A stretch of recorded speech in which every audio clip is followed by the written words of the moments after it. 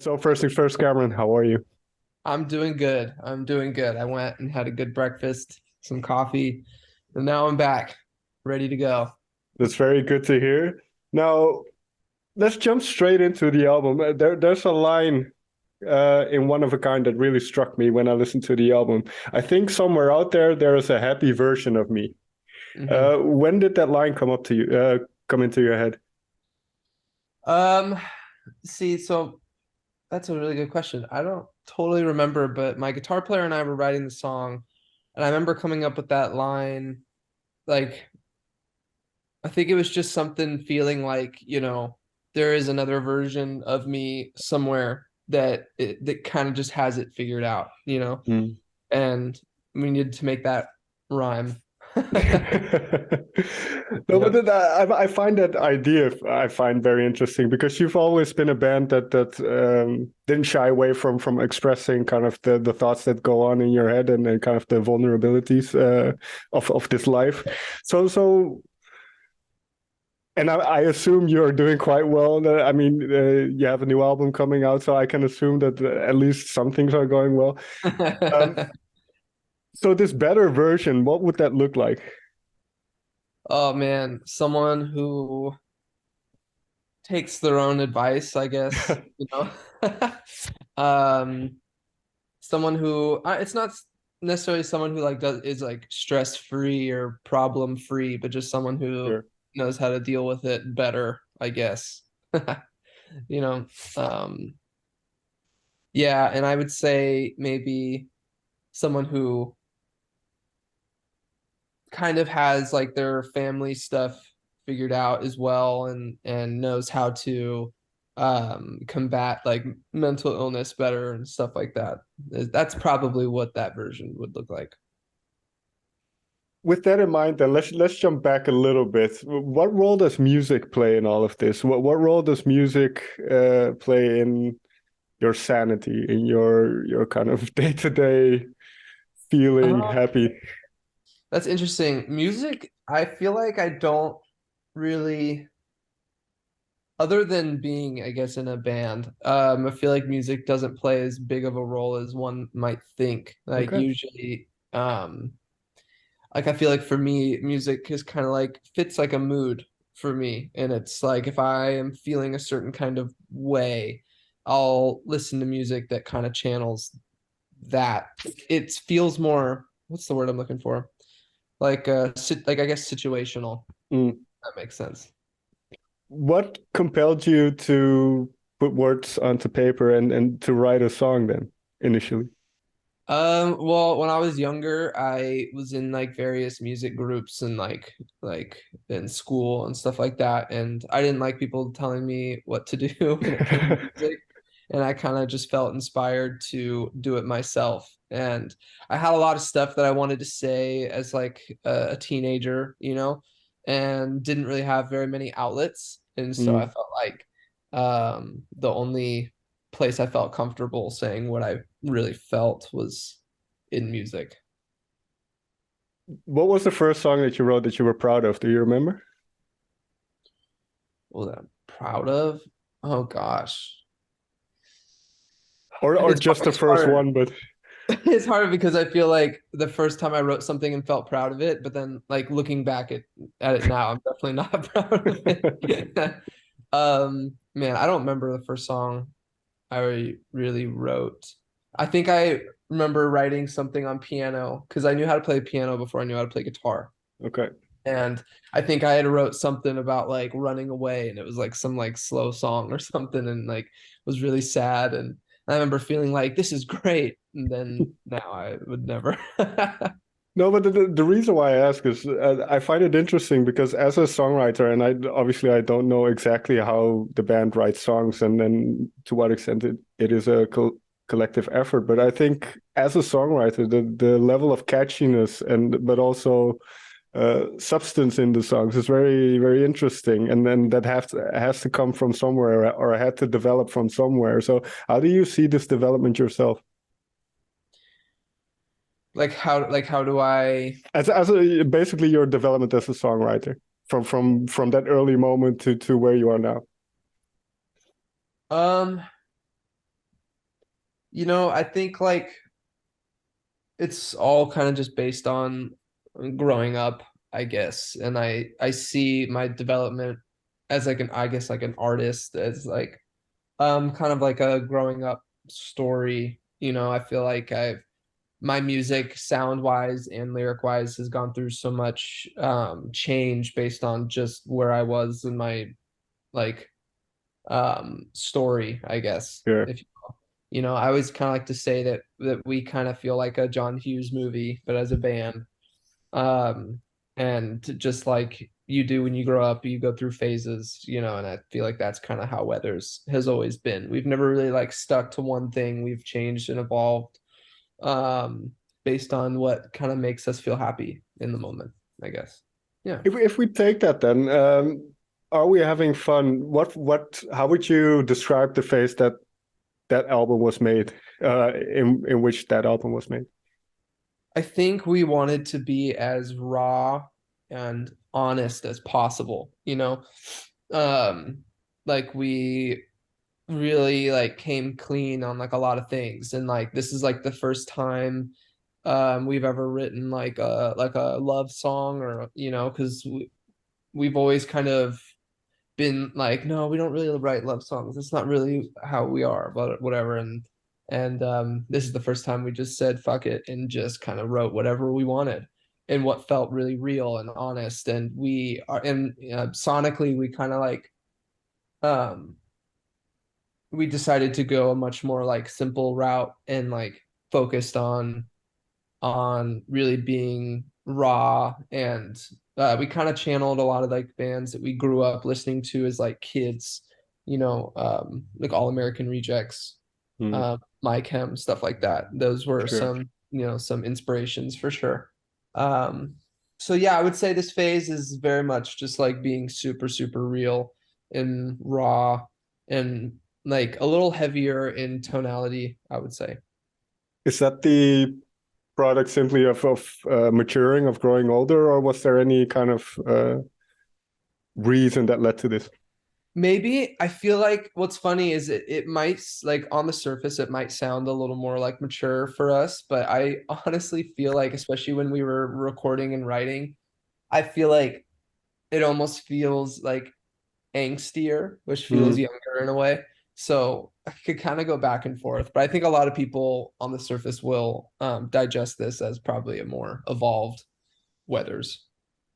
No, but I get what you're saying, because there is well, you have a song called Drama Queen, but there is a level of emotionality to certain songs, and then, for instance, I think in Carsick there's a line, "You ruined my life, but I would do it again." So that kind of shows those Yeah. two sides. Yeah. Um, you mentioned the first time you allowed yourself to write a love song. So can I assume that these are about real people, these songs? I would say um yes and no. Like there are some songs that are heavily inspired by a certain individual, and then some that are more storytelling. But we always draw from like real experiences and stuff. And when it comes to drawing experiences from other people, we don't ever really do it like exact. Do you know what I Sure. mean? Like we don't want it to be as like obvious, because there's definitely Got some angry letters. we've got some angry ones in there for sure. And maybe if someone is smart enough, they might be able to pick up on like, is this one about me? Did I do this? Am I a bad person? you know but then there's some good ones in there too, some from some good people and stuff like that. Um But yeah. just that question that you just asked yourself, I find it interesting. Kind of that question of doubt, like, am I a good person? Because I seem to remember, yeah, in Where Do I Sign? There's a line, my darkest fear is that I've done everything wrong. So this doubt. And as an artist, what is it like dealing with doubt? Because you have to kind of put yourself out there. I would say that is like the number one thing you deal with as an artist is doubt. Mm. I mean, like that is something like I feel like you're not even doing you're not even like being a creator of some sort if you don't have doubt, you know, like Sure. every day you wake up with doubt, you live it. It's just part of your life, you know. And I think everyone feels doubt to a degree, but I would say doubt is one of like the biggest things to it's like one of the biggest hurdles, obstacles like every day, you know. But I can also assume it's like a wave, right? Like you're really high when you're inspired and excited about an idea, and then you can get really low and you get really high Yeah. again. Can Yeah. you share a moment that the band was really high in the studio or even in writing or practice? Um, yeah, we have like had like a few. Trying to remember specifically, you know, there's moments where you hear the song and it starts to really like come together and you're like, Sure. oh shit, this is really cool. I know there's a few, but I'm struggling to remember an actual specific moment. But man, I feel like when we were recording One of a Kind, there was definitely a moment for me where it was like the emotion was hitting so hard that I was like struggling to get through Okay. singing the lyrics, you know, just because I was getting choked up because the emotion was really prominent in that song, and that song is very honest and very like raw feeling. Mm. So yeah, I feel like you know, dealing with that and feeling that emotion is exactly what I wanted to convey in that song anyway. So it feels like it definitely feels like that was like a high in a way, I guess. And it feels appropriate that you Yeah. felt those things. But as a musician, because obviously you're going to perform these songs for people live, is it difficult then to separate yourself from a song like One of a Kind, or is that kind of you're used to it? Um, I would say I'm used to it. We've actually been playing One of a Kind live already for a Mm. while. Um, so it's like you get kind of used to it, but every once in a while there's still that show that just kind of it just kind of strikes the chord in you or whatever, you know. And you still kind of letting those feelings start coming up the throat a little bit, you know. And Sure. you can't it's hard to avoid that sometimes, but I don't really try to. Do you know what I mean? I try to embrace it all, and whatever comes out just comes out, you know? But obviously I'm not a musician, but I can also imagine those are some of the most magical moments on stage when you can find that connection when the audience is really into it. So Yeah, I agree. I mean, that's why we do it. I mean, my favorite part about being in a band is playing stuff live. I mean, that's what I wanted to do, you know, when I started the band in the first place, you know, okay. was play live shows, you know. So that's my favorite part for sure.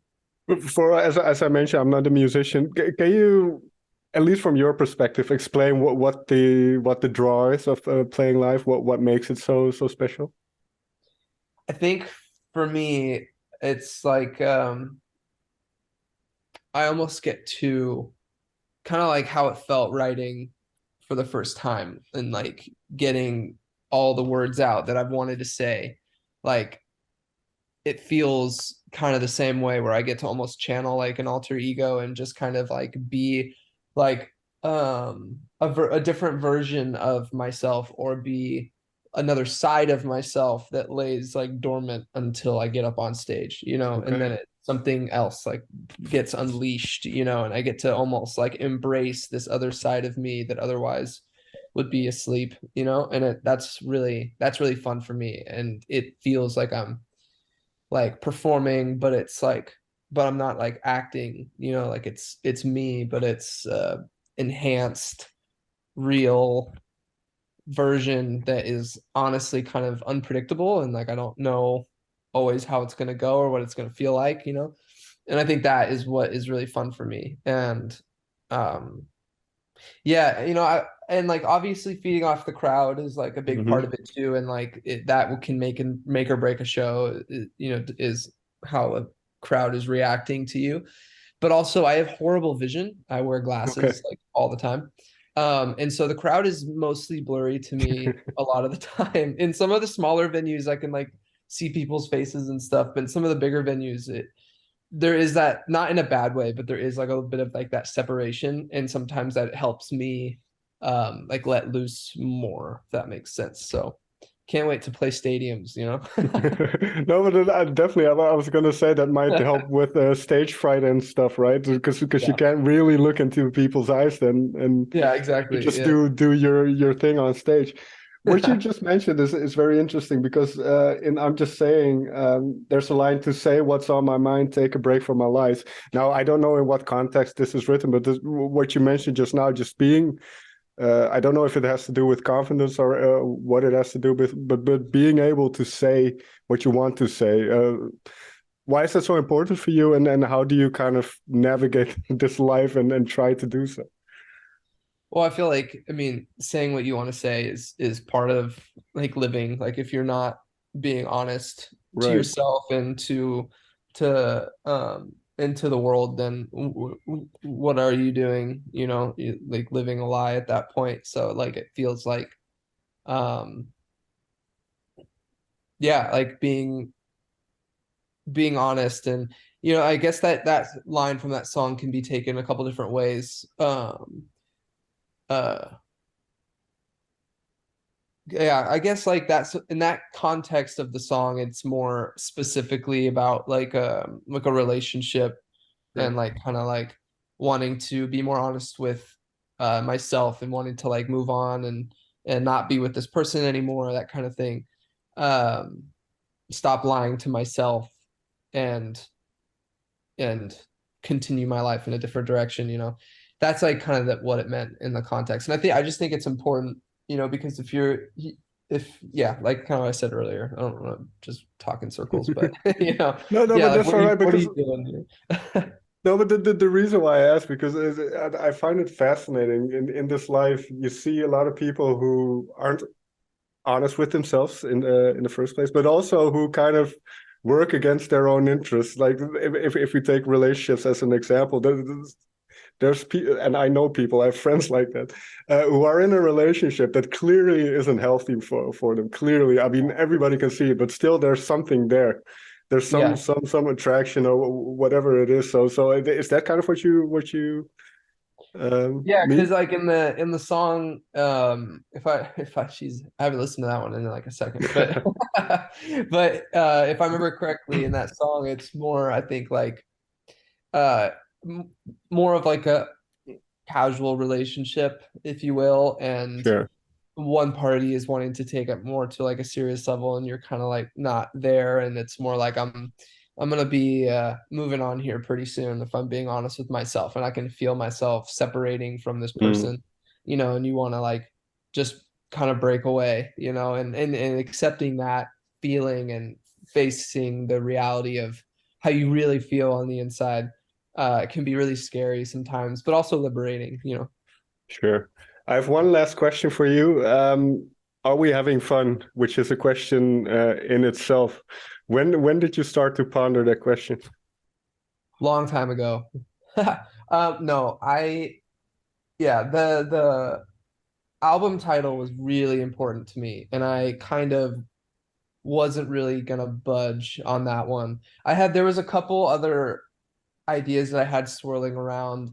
Um, there was a song that I had written um that was like kind of along the lines of the album title, that it Sure. didn't go anywhere, but I was writing the song and I kept repeating this lyric, like, this isn't fun anymore, referencing um referencing the, honestly, like the band and all these Okay. things. Like, you know, you do something long enough and sometimes, you know, you start to deal with the doubt that, you know, like we talked about, then you Sure. start feeling like, is this even, am I even having fun, or is this just, does this just feel like an obligation? I've spent so much time, I'm like in too deep, you know. And like sometimes those questions come in and it can really fuck with you, you know. And you know, I think the album title, and being really, you know, the album being really honest with where we are right now, the album title was really important to me because it did kind of feel like I was in this era for a little bit that was like are we having fun still? Like do we still enjoy this? Like do we still get excited when like we get to go on tour, or are we more like, oh man, this sucks? Like we don't want to like it's not that we Mm. don't want to do this anymore, but do we want to keep doing like this, or do we want to start doing something else? That's really ambiguous the way I'm saying it, but No, but I get what you're saying. It's. I mean, I've encountered that in my job as well. There's days where you have doubt, and not necessarily that you didn't enjoy what you were doing, but you can't. I mean, change is inevitable. So there's always things that where you wonder, well, maybe I should have done it different, or I could do it different, and should I pull that trigger and go in a different direction? So right. yeah, those thoughts are always there. But then very, very last question, but also a very mean question. Have you found an answer to are you having fun yet? I don't think I ever will. Fair enough. I think if we're playing stadiums and the fan base is like on like grown and we feel fulfilled, then I'll say yes, we're having fun.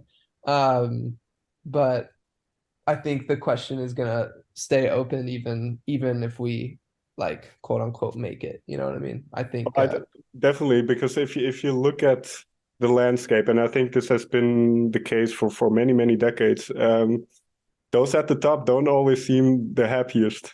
no, and honestly, that's something I've thought of too. Is like, man, it makes you think. Like you just, your brain just goes in circles, and you just start thinking, man, what am I staring down the barrel of? You know, like what?